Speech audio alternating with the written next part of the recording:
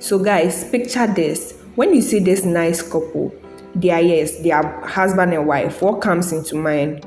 These two, this black beauty and this handsome man, white man, what comes to mind? I don't know if you have been on social media for the past, I think, 5 days now, especially TikTok. So there's something trending now on TikTok called the Danish Deception. And it's about this lady you see on the screen here. She's called Onyeka, and she's going to tell you her story. But this, Charlie, this thing is in 27 parts. I kid you not. And you know how, I know that TikTok is a short form storytelling thing, but if you see the videos and you're like me and you couldn't sit through the 26 part Danish Deception, then there's a summary for you. Yes, this nice lady, I'll post a video for us to pay attention, but a lot of people have summarized it for you, so you can go to TikTok to look at it, but also you can get the gist from this lady that I'm coming to post right now. Here's the viral Danish Deception story that everyone's talking about, summed up in 2 minutes. So former Bachelor contestant Onyeka has dropped a 27-part TikTok series exposing how her husband scammed her and their loved ones out of over $300,000. Onyeka met him while on holiday in Croatia and they clicked instantly. They were inseparable. He was tall, handsome and charming, and he was rich. He had a job as a CEO earning over $400,000. The only problem she saw is that he is from Denmark and she lives in the USA. When she returned home to the US, they quickly fell into an intense long-distance relationship. He starts flying her out all over the world to see him, Saint-Tropez, Cannes, and he's giving her lavish gifts. They are obsessed with each other, they're in love, and they get married very quickly so he can start the process of moving to the US. But then it all starts going wrong and the money requests start rolling in. He tells her that an apartment complex he's invested in Denmark urgently needs repairs, and so she sends him $6,000. Then he tells her that all of his available money, around $300,000, has been temporarily frozen by the IRS or Danish authorities so they can conduct a tax investigation. So he's now saying he has pretty much no access to any money. So at this point, she's now paying for everything, flights, hotels, and constant trips, because remember, they're still long distance. And he starts needing money for more and more emergencies. She sends him another $5,000 after there's a fire in the apartment complex. Then he tells her he's $300,000 in tax debt. She sends him $15,000 to help clear the debt. Then he asks her for another $3,000 to help out a friend. And these requests just keep coming until he owes her thousands of dollars. But then she finally learns the truth of where all the money's been going. It turns out he has a severe gambling addiction. These apartments he owns, they don't exist. And she finds out that he actually scammed his own friend out of $200,000. He also owes her mum $10,000 and is forging documents to make it look like he's going to pay the money back. He isn't. And he's taken $3,000 off of her sister. So after finding all of this out, you think she's gonna leave him. Wrong. He actually decides that he's gonna leave her. He demands a divorce and says he's disappearing back to Denmark and that she'll never see him again. After he left, she discovered that he'd been dating and scamming multiple other women. She's now telling her story on TikTok to millions of people, and she's building a case to try and have him prosecuted. Guys, if you know me, you know I like my comment section reading. Yes, everything I post here, if I see comment section and anything they are saying, I'll come and post here. So you realize that a lot of women were trying, I don't know, I would say mock her per se, no, because not all the posts were about that. But if you see some of the comments, especially majority of it, people were really shocked she allowed this thing to happen. Because if especially for people that have watched the whole, apparently it's 27, not 26 part. So people are really shocked and are like girl, like what happened? Like, but sure, I don't know, because typical Nigerians were in some comment section I saw and they were saying that if they were them, they won't fall for this. They will, sister, you don't know what will happen. But apparently she's a US citizen, even though her name is Onyeka and she's from Nigeria. That's her parents are from Nigeria. She's a US citizen. So I think that the kind of way they raise there will be different from a typical Nigerian living in Nigeria, working in Nigeria, and or a typical African in Africa right now. Yes, white people too can scam. I saw this post and the post was like, being Nigerian and being scammed just doesn't sound right in the same sentence. Yes, it's true. I'm not going to like limit myself to Nigeria because I don't want to say something that will be controversial. Yeah, we don't do that on this page. But the kind of, I feel like Africans, we are built different. I don't know her background. I'm not saying that Africans are not scammed though. Oh, like it's happening.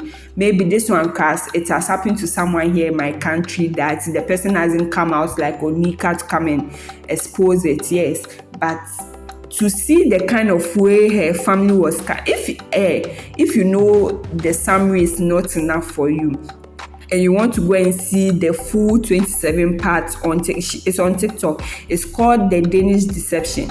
I quite remember when the Tinder swindler came out, and I watched it. I watched it, then I saw like this guy scamming the women, and sometimes at the back of your mind you are sad for them, but you also realize that, girl, you were so stupid. Like, didn't you see the signs? Sometimes when you are so in love or you are infatuated with something, you miss the sign. I don't know. I also saw a comment of someone saying that, like, I didn't want to bring the comment out, but I'll repeat it. The person who was claiming that she doesn't like want a black man. So because if you start, her videos are very long. I would have put it, but you can go and watch it. The Danish Deception Part 1. She talks about meeting the guy in the bar and seeing his muscles, his blonde hair, and like as a white man, like, I don't know, typical handsome white man, and as a black or African girl, you sit down and you see someone like that, and maybe, yeah, you can be attracted. I'm not saying no one is, you shouldn't be attracted to people of other races, but I am kind of, I don't know how to describe it, how the person put in the post. I didn't really fully agree with the person, but I also kind of like agree with him because she looked at the vanity side of the person. People were posting lessons they learned from this deception thing that the person did to her, and a lot of people, like girls, were saying this is what they've learned. And I saw this post on social media, that's TikTok, and I wanted to highlight it. The name of this page on TikTok is NNS Life, Soft Life. You can go and check it out. But she made this post about what she learned from the Danish Deception. And she says, don't let aesthetics trick you into ignoring patterns. I'm sure I wasn't there when Onyeka was dating this man. We all weren't, so you can't like make issue out of it. But there are certain situations where you see, like at the back of your head, some tingling voice will be telling you that, like, this thing that you are doing, I don't know if you've ever experienced it. You can tell me in the comment section. But dating, women as dating, when we are dating, we actually realize that these guys are toxic. We just don't listen to the voice. All the signs are there. We just don't listen to it. As a woman who has dated or dated someone who was toxic, we always get that at the back of our mind. Some people listen, some people spot it and be like, I don't want to come near you. But some people, we ignore it because because I'm making the use of the aesthetic because she described it. I saw this gorgeous blonde guy in the club with muscles. He was rich and he was telling me he has this business and things. If you pay attention of the scam, the guy was, as the lady said, the guy was giving her lavish gifts and telling her things she wanted to hear because he wanted her to like catch her in it. So that's what the Tinder swindler was doing, the same thing. But I also saw a funny post that this and there, it's more than a Tinder swindler. I don't know if Netflix or any of Hulu and those kind of people, they'll pick up this Danish Deception. In fact, I like how she was able to, if you get the title of it, it's very catchy, and it's actually from a book called The Spanish Deception, but it does an entirely different like storyline. It doesn't talk about someone scamming someone, for a Spanish man or a Spanish woman scamming someone. No, it's a different. You can go and read that book too. It's called The Spanish Deception. But I like how she titled it. It's a reference to that thing, the Spanish Deception. Yeah. So big ups to her. She's a book reader. But this story, because I sat down on it and I thought it in like 3 different parts. I was like, well, I don't want to be in her shoes, because to put your family to put your family in this kind of situation is very bad. And as Africans, if you are bringing a husband, especially if you are accepted, the husband is part of their family. Though everything they do, they'll include their, even if he's a foreigner, they would like to include him. So I'm very sure her family members it's bad for them now, because in this situation no one wins. Yes, the family members, I'm sure people are calling them, hey, this is what happened, someone scammed you. Because to be scammed is very foolish. Like, you feel foolish, you feel stupid, you feel some way like I'm sorry for her family, very, very sorry. But lady, this one, dear, when the guy started asking you for money, you guys weren't married. The red flag should have been there. It should have been. I pray and hope no one gets into this situation again. But the red flag, if you are telling me that you are rich, if he's rich and he has rich friends, you are not even the first person he's going to ask the money for. Guys that are committed to you and like you and are not married to you, if they are going to those kind of situations, they won't even let you know. I know trust is important in relationship, but when people are going through something like this, they don't really let the women know, because they don't want their women to be worried. So as soon as he started doing this, the red flag should have been there. And marrying him and making him an American citizenship, like giving him an American citizenship. Another thing, the citizenship deception. That one is inside the story. In fact, this is a whole can of worms. When you open it and you dissect and you dilute and you you call the lady stupid. I know she was receiving a lot of hate, especially to those on social media. Social media has been bad on her. People were calling her names. People were calling her stupid. People were saying that you're in Nigeria. How can you be scammed? I thought Nigerians are the one that scam people. Like, a lot of comments weren't supporting her, especially, she will say it in this video I'm going to post, that black women. Yes, because sometimes we are held to a certain standard, especially black women, that we are raised in such a way that you are supposed to open your eyes to some things like this. But we are also human beings, we can make mistakes. So I don't really fault her that much. But sister, this one, dear, 50, let me say I'm 40% for you, 60% with the other people. This is my opinion. If you have any other opinion, you can put it in the comment section. But I pray that she's able to get justice. Like, I'm hoping that she's able to get justice, especially if she has evidence and everything. The money she gave him, he stole, he gambled away and all those things. If she has evidence, she can send it to the police and they will solve it for her. But what do you think about the Danish Deception? A lot of people have their thoughts. I'll put them in this video, and kudos to those creators. And also, guys, let's be careful out there. My followers, let's be careful. Damage that was caused by the scam. So, on the topic of race, I'm not gonna lie, guys, the most hateful messages I've been seeing are coming from black women, and that's actually really surprising to me, because I thought we were here to protect each other and lift each other's voices. So what's going on? I'm not gonna fight hate with hate, so I'm just gonna end this video saying, let's all do better, let's practice empathy, let's practice love, and if you're a victim out there, just know that your voice deserves to be heard.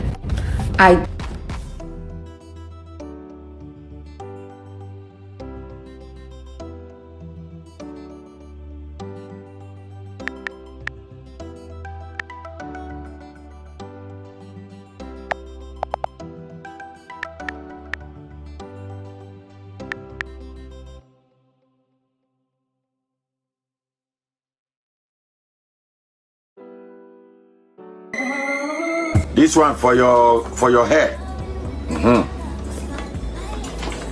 This one for your clothes. To make a long story short, he lies, she forgives him, they go on a trip. She blames things on his addiction. He has a gambling addiction that he didn't tell her, even though he told his family he told her. She forgives him, they go on a trip. She finds out that he has taken $200,000, got it off, dollars from her friend's husband for crypto because he's selling watches. She tells him, he lies, she forgives him, and guess what they do? They go on a trip. She now owes all this money. She sets up a payment plan.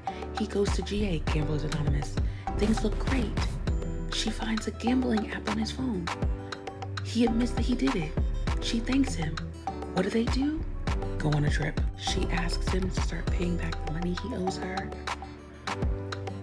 He lies about how much money he has. He only has 34 cents, child. Mind you, the only reason why she knows is because she took his bank card, went to the ATM, looked at the amount, went back home, yelled at him about it, didn't leave, but went on a trip. Mind you, she still owes Crypto and Cryptisha money.